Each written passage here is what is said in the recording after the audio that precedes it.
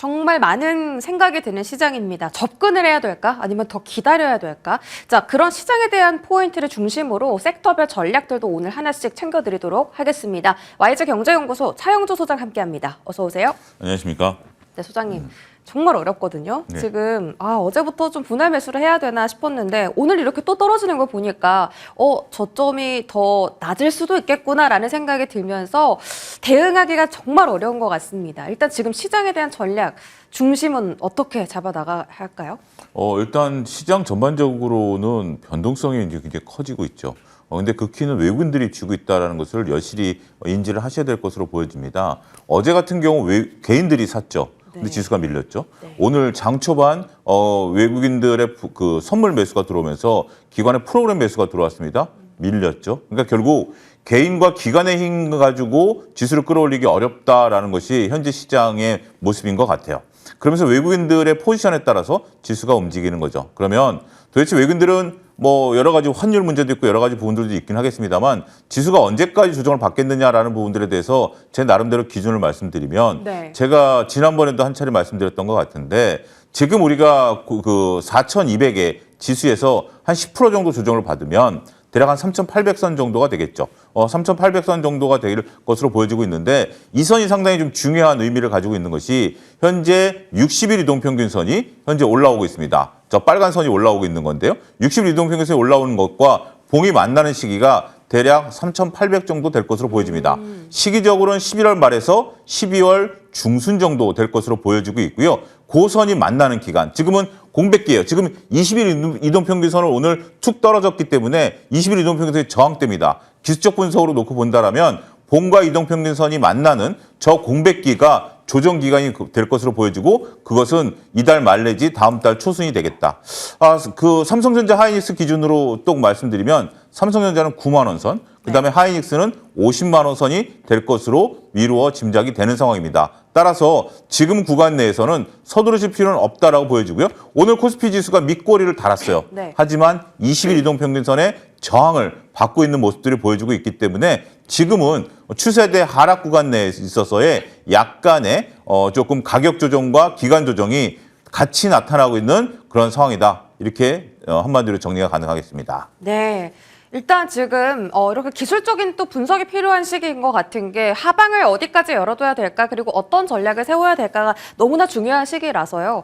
일단 코스피는 60일선을 만나는 시점이 3,800포인트 정도일 것이고 그것이 12월 중순까지 지금 기간 조정이 나올 수 있겠다. 삼성전자는 9만 원, 하이닉스는 50만 원 기준선으로 기술적인 분석을 해주셨고요. 코스닥은 오늘 60일선 잠깐 뒤덮다가 다시 밑꼬리 달고 올라갔거든요. 그럼 코스닥은 조정이 다 끝났다라고 봐야 돼요? 아닙니다. 일단 시장 가치 조정이 들어가는 거죠. 일단 지금 현재 상태에서 코스닥 같은 경우 우리가 이제 대안주로서 좀 나타나는 부분들이 있긴 하겠습니다. 하지만 코스피가 일단 안정을 찾아야 된다라고 말씀드릴 수가 있겠고 네. 그 사이 코스닥 같은 경우는 2차 전지가 됐던 제약바이오가 됐던 나름대로 서로 간에 이제 힘겨루게 나타날 것으로 보여져요. 하지만 코스닥이 현재로서는 주도는 아니죠. 주도는 코스피이기 때문에 코스피가 안착하는 여부가 상당히 그러니까 이제 코스닥이 먼저 조정을 받았고 네. 덜 올랐기 때문에 봉과 이동평균선과의 거리가 가까운 것 뿐이에요.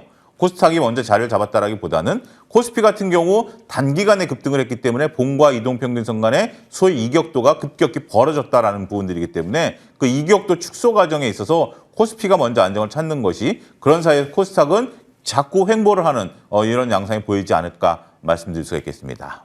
코스피가 기간 조정을 좀 받을 수도 있겠지만 그 안에서 또 기회를 찾을 수도 있고요. 또 전망 자체는 결국은 상승 쪽으로 많은 분들이 잡고 계시기 때문에 오히려 또 조정을 기회의 포인트로 삼아볼 수도 있겠다라는 말씀 전해주셨습니다. 반도체는요, 잠깐 언급해 주시긴 했는데 삼성전자, 하이닉스 그럼 하방을 더 열어두신다라는 말씀이시네요. 그러면 지금부터 조금씩 모아가는 전략과 조금 더 바닥을 확인하고 가는 전략 중에 어떤 쪽을 조금 더 선호하시나요?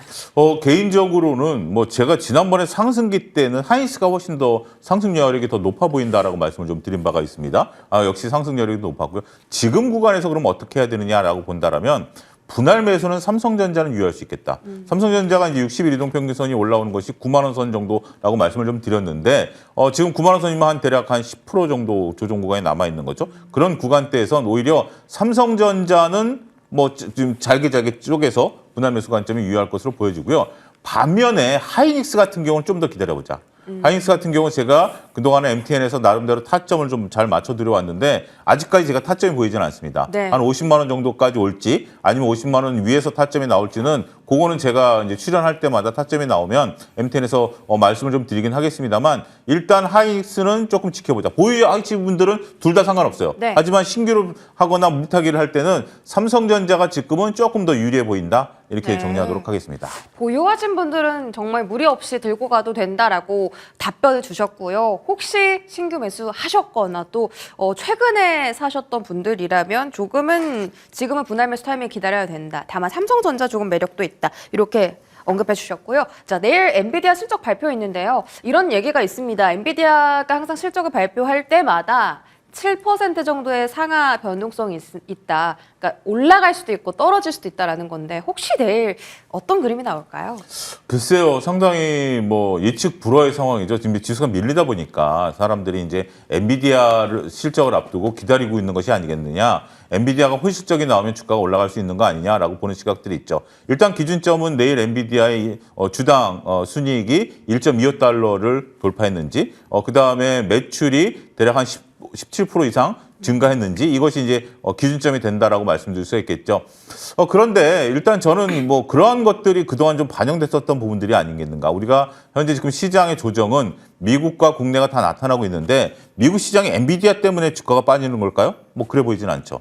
우리나라 같은 경우 삼성전자, 하이닉스가 빠지니까 주가가 다른 것도 다 밀리나요? 그건 아니죠. 지수는 밀리지만 다른 종목들이 밀리는 이유는 삼성전자와 SK하이닉스와는 다른 이유이겠죠. 수급 논리겠죠. 토탈로 보면 다 수급 논리겠습니다. 따라서 내일 엔비디아 실적이 잘 나온다라고 해서 주가가 급반등하고 물론 우리는 삼성전자 하이닉스가 올라가게 되면 지수는 올라갈 수 있게 하겠습니다만 다른 종목이 따라가겠느냐? 이거는 저는 논외다라고 보여집니다. 반면에 제가 말씀드렸던 그 기준점을 하회했을 때는 하락 변동성이 오히려 더 크게 나타날 수도 있겠죠. 지금 미국에서도 일부 AI 거품론이라든지 아니면 누구는 뭐 엔비디아 주식을 팔았다라든지 이런 얘기들이 들리고 있는 상황이기 때문에 지금은 엔비디아 실적이 잘 나왔을 때 시장을 거스를 수 있는 시장을 돌릴 수 있는 그러한 것은 크지는 않을 수 있다. 제가 항상 뭐 예를 들어 드리는 게 이제 100점 만점 중에 실적이 잘 나왔다. 그러면 40점짜리는 될 것 같아요. 근데 지금 100점이 필요하잖아요. 네. 100점이 필요하다는 것은 일단 하락 수급이 좀 멈춰야 되는 부분들이 있기 때문에 하지만 나중에 시장이 돌아섰을 때는 그 40점이 어마어마한 어드밴티지로 들어갈 수 있겠죠. 따라서 내일 돌린다라기보다는 일단 어떻게 나오는지를 예의주시해서 다음에 대비할 수 있는 바로미터로 삼자 이렇게 정리하겠습니다. 네, 어떤 뭐 터닝 포인트 기준이 된다기보다는 다음 스텝을 향한 초석 정도로 해석을 하자 이렇게 내일 엔비디아 실적에 대해서 말씀 주셨고요. 다음은 조선과 방산입니다. 자, 지금 조선 방산이 사실 최근에 반도체가 쉬어갈 때 좀 올라오는 경향이 있었고요. 오늘도 방산 종목들 일부 종목 올라오고 조선도 지금 혼조세로 어떤 종목은 오르고 뭐 삼성중공업은 오르는데 현대 미폰 떨어지고 이런 식이거든요. 이들 종목은 증권가에서 여전히 긍정적 전망을 내놓고 있습니다. 오늘도 비중 확대 리포트 전해졌는데 조선 방산에 대한 시선은요. 조금 더 기다려야 될까요? 조금 기다리면 긍정적인 요소가 될 것으로 보여집니다. 지금 시장에 있어서 대응 전략을 어떻게 해야 되느냐라고 본다라면 지금 시장에 있어서 비주도주를 오히려 정리를 해야 되고 가치 조정을 받잖아요. 시장이 다 가치 조정을 받으니까 비주도주를 정리해서 나중에 시장에 반등했을 때 주도주를 가는 전략이 저는 유효하다고 보거든요. 그 주도주는 뭐냐? 반도체 조방 원전이기 때문에 여전히 저는 유효하다라고 말씀을 좀 드릴 수가 있겠습니다. 단지 제 말씀드리고자 하는 기조는 서두르지 말자라는 부분들인 것 같아요. 지금 이제 방산과 관련해서 여러분들이 조금 느끼셨을 게 지금 대통령께서 중동을 순방하고 또 아프리카까지 다녀오시는 거 아니겠습니까? 여기서 이제 그 기업 총수분들과 같이 가면서 여러 가지 방산과 관련된 이슈들이 나왔는데 과거 같으면 이 정도 주가가 올랐을까요? 한 10%씩 올랐겠죠. 어마무시한 이제 수주에 대한 기대감도 있을 텐데, 그러니까 저는 이렇게 표현드리고 싶어요. 우리가 사람이 지식도 마찬가지지만 기분이 좋을 때는 조그만 거 갖고도 크게 더 기뻐할 수도 있는 거고 기분이 나쁠 때는 좋은 뉴스도 별로 그렇게 크게 못 받아들이는 것 같아요. 지금 시장이 별로 기분이 안 좋은 것 같아요. 네. 약간의 좀 우울증에 좀 빠져 있는 것 같기 때문에 지금은 서두르지 말자라는 부분들이고 하지만 우리가 이제 조선과 방산을 절대 놓쳐서는 안 되겠죠. 따라서 조선과 방산은 꽉 쥐고 있어야 되고 분할 매수 관점에 접근이 유효하긴 하겠습니다만 이달 말부터는 모아가도 괜찮을 것 같아요. 하지만 지금은 아직까지는 전체적인 시장이 조금 변동성 장세에 놓였기 때문에 지금 서두르게 된다라면 오히려 조금 물려가는 그런 모습들이 나타날 수 있을 것 같아요. 그럼 대장주는 무엇으로 보느냐라는 부분들을 좀 놓고 본다라면 저는 조선업종 중에서 지난번에 말씀드렸던 의외로 저는 삼성중공업을 탑픽으로 봅니다.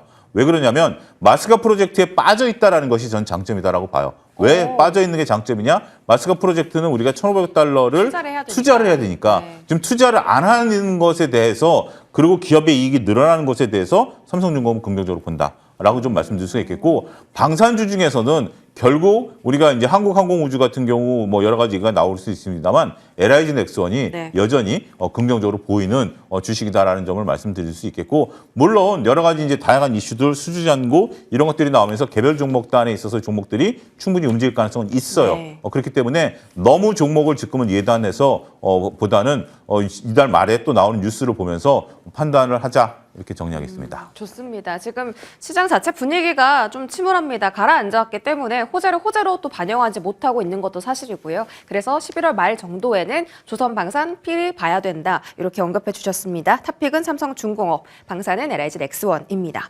자, 두산 에너빌리티도 체크를 해주시죠. 예. 원전도 모아가기가 가능한 섹터입니까? 원전은 조금 좀 우리가 소식들이 좀 나와야 될 것 같아요. 이번에 중동에서 원전 얘기는 나올 가능성은 좀 별로 없어 보이죠. 그런 상황이기 때문에 제가 지난번에도 말씀드렸다시피 원전은 정부 정책들이 나왔을 때 움직이는 거죠. 지금 이제 원전과 관련해서 우리가 실적을 기대하고 원전주를 투자하시는 분들은 별로 그렇게 많지는 않을 것 같아요. 왜냐하면 오래 기다려야 되고 SMR 같은 경우도 2030년이 돼야 되는 부분들이기 때문에 원전은 정책 얘기가 나올 때 그때 관점으로 좀 보셔야 되겠고 일단 지금은 한꺼풀 다 꺾여 있는 상황이기 때문에 두해빌 같은 경우도 조금은 우리가 아직은 좀 거리두기 보자. 오히려 원전주를 살 바에는 저는 전력 인프라를 사자. 이것이 하나의 대안이 될 수 있겠다라고 말씀을 드릴 수가 있겠고 지금 원전주들은 조금 그러니까 지금 기분이 별로 시장이 좋지가 않기 때문에 뉴스에 별로 반응을 못하는 것 같아요. 그런 것이 현재로서는 좀 안타깝다 이렇게 설명을 드릴 수가 있겠습니다. 원전보단 전력 인프라를 보신다. 어떤 쪽을 보십니까? 아무래도 우리가 뭐 오늘 같은 경우도 지금 기관들이 많이 사온 효성중공업이라든지 프로그램 매수가 많이 좀 들어오고 있는데 네. 대장주인 것 같고요. 그다음에 이제 현대일렉트릭 같은 경우 현재 지금 계속해서 봐야 되고 산일전기, 대한전선 이런 뭐 전력 인프라는 종목들이 정말 많은 것 같아요. 더군다나 이런 것들은 지금 수주잔고와 실적이 같이 가고 있기 때문에 이러한 많은 종목들을 여러분들이 그 중에서 뭐 전선이 됐던 인프라가 됐던 꼭 한 종목은 편입을 시켜놔야 된다. 무조건 한 종목은 있어야 된다. 이렇게 좀 말씀드릴 수가 있겠습니다. 전력 설비 종목들은 포트에 꼭 하나는 있어야 된다라고 언급을 해주셨습니다. 그만큼 조금 더 무게감 있게 좀 보도록 하고요. 다음은 로봇인데요. 엔비디아와 삼성전자가 같이 로봇을 개발하기로 했다. 그 저번에 젠신학 CEO 그 깐부 치킨 회동도 그 반도체가 아니라 좀 휴머노이드, 자율주행 이쪽 키워드였잖아요. 그렇죠.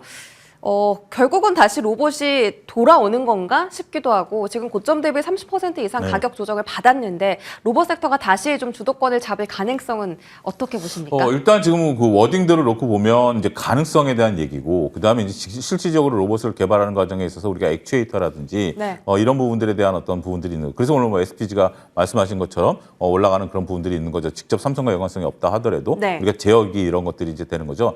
이제 부품단에 있어서의 부분들을 먼저 지금 하는 것 같아요. 그러니까 우리가 결국 인공지능과 관련돼서 우리가 이제 피지컬 AI로 가야 되는 것에 대한 대세는 다들 인정하시는 것 같고 최근에 많은 분들이 그렇게 얘기하실 거예요. AI의 끝판왕은 뭐다?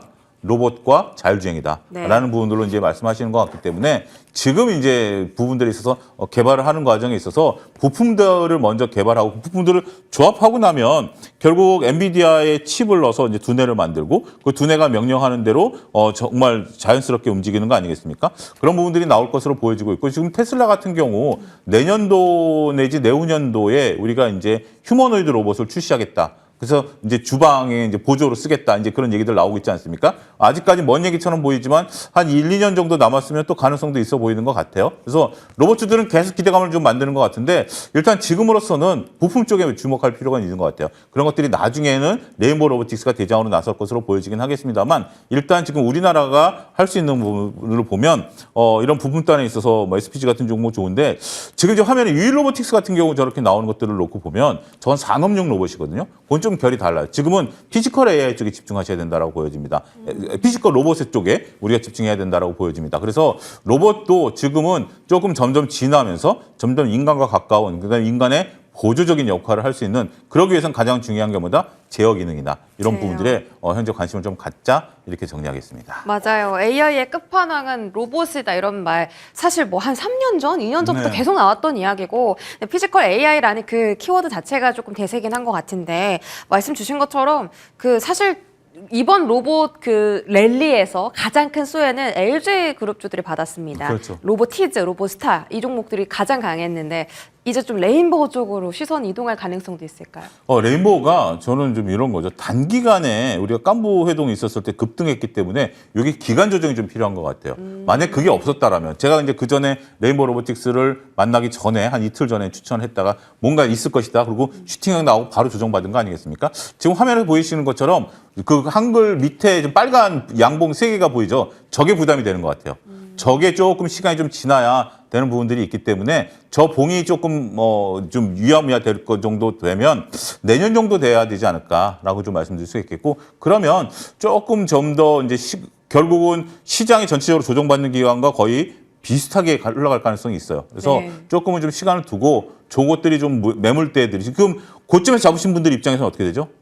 불안하죠. 네. 그러니까 그때 이제 저 회동 보고 뒤늦게 달려섰던 분, 그분들 물량이 해소가 돼야 되는 것들을 우리가 조금 현실적으로 이해를 좀 해야 되지 않을까 싶습니다. 고점에 잡혀있는 물량 소화 과정이 필요하다. 이렇게 로봇은 언급해 주셨고요. 다음은 저희 화장품 보도록 하겠습니다. 또 그 미국의 혹시 래퍼 카디비라고 아세요?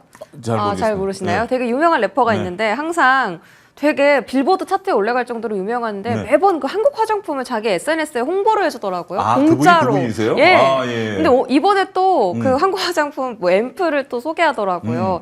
아, 화장품 참 죽을 듯 죽지 않는구나. 네. 다시 4분기 실적 기대감 그 훈풍을 좀 탈 수 있을까 궁금한데 사실 3분기 실적 좋았는데도 떨어졌잖아요. 그렇죠. 4분기는 어떨까요? 결국 개별 플레이인 것 같아요.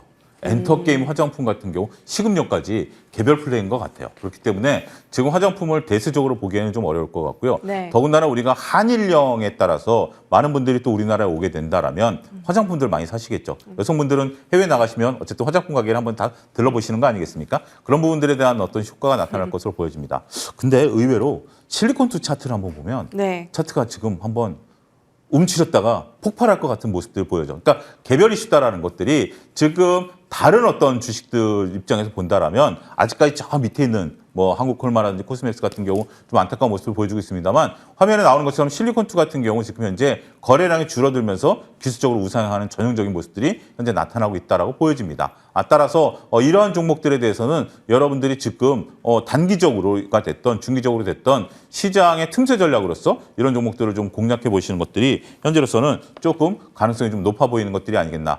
APR 같은 경우는 차트가 상당히 밑에 있어요. 움직이질 네. 않아요. 그래서 이런 것들은 오히려 물릴 수가 있어요. 기다릴 수가밖에 없어요. 그런 부분을 놓고 보면 우리가 그러니까 구분해서 종목들을 접근하자 이렇게 좀 정리하도록 하겠습니다. 아, 좋습니다. 지금 종목별로 좀 개별적인 접근이 필요하다. 화장품이라고 다 잘 가는 것이 아니다라고 하셨는데 뭐 실리콘투 언급해 주신 것처럼 지금 심상치 않다라고 하셨고 APR도 실적이 좋았는데 지금 좀 조정을 받았잖아요. 근데 외국인들이 엄청 쓸어 담더라고요. 네. 이 두 종목에 대한 흐름을 좀 전망을 짚어주신다면요. 그러니까 둘 다 이제 긍정적인 실적과 외국인들의 그런 부분들이 있는데 결국 추세 추종 전략을 가야 되겠죠. 둘 중에 하나를 선택해야 된다. 지금 이제 종목을 벌릴 수는 없잖아요. 종목을 벌릴 수 없다라면 저는 실리콘2를 선택하도록 하겠다. 오히려 그러니까 많은 분들이 오히려 바닥에 있는 APR이 더 좋은 거 아니야?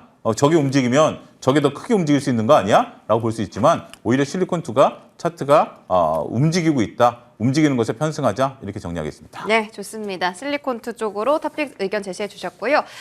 음식료 쪽도 지금 최근 리포트가 참 많이 나오는데요. 삼양식품에 이어서 농심도 거의 줄 상향 리포트가 쏟아졌습니다. 4분기에 조금 더 소비 시즌이 다가와서 그런 건가? 라면 쪽은 어떻게 보세요? 저는 라면 쪽은 삼양식품에 집중하는 것이 오히려 나을 것 같아요. 농심도 그렇지만 농심 같은 경우 이제 차트가 좀 이제 튀어 올라가는 모습을 보이고는 있습니다만 삼양식품은 이번에 새로 신규 라면 또 나왔잖아요. 우지 라면이요. 드셔보셨어요? 안 먹어봤어요. 저도 지금 빠르게 이번 주말에 먹어보려고 하는데 그 삼양식품 같은 경우는 오히려 좀 실적이 바닥을 이제 찍고 그동안에 이제 많이 올랐다가 조정을 좀 받은 거 아니겠습니까? 그래서 지금 현재 화면을 보시는 것처럼 쌍바닥을 찍은 모습들 보여주고 있기 때문에 일봉으로 놓고 보면 그런 모습들이 좀 보여주고 있기 때문에 삼양식품에 집중하는 농심도 나쁘지는 않아요. 농심에 대해서 움직이는 모습도 나쁘지는 않지만 지금 오히려 음식료 업종들이 소문없이 올라가요. 네. 오리온 같은 경우도 그렇고 네. 그래서 오히려 틈새 전략으로서 시장 방어적인 역할을 할 가능성도 있겠다 이렇게 정리하겠습니다. 네, 라면은 삼양식품까지 보자 이렇게 언급해 주셨습니다. 마지막으로 중일 갈등 수혜라는 키워드를 가지고 여행주를 볼 텐데요. 여행 항공주는 어제 반짝 반등했다 윗골이 되고 떨어졌는데 오늘 다시 또 폭발적인 시세를 내뿜었습니다. 시장하고 좀 거꾸로 가는 건가요? 일단 지금 어제 이제 여행주들이 오후부터 올라간 게 대략 한 49만 건이 취소됐다. 그 얘기가 이제 나왔죠. 여행 이제 여행이요? 중국 네. 분들이 이제 일본 가는 거 49만 대략 50만 건 정도가 이제 취소가 됐다라는 부분들이고 이게 지금 한한령이 올해 지속된 것처럼 한일령도 올해 지속될 가능성이 있다.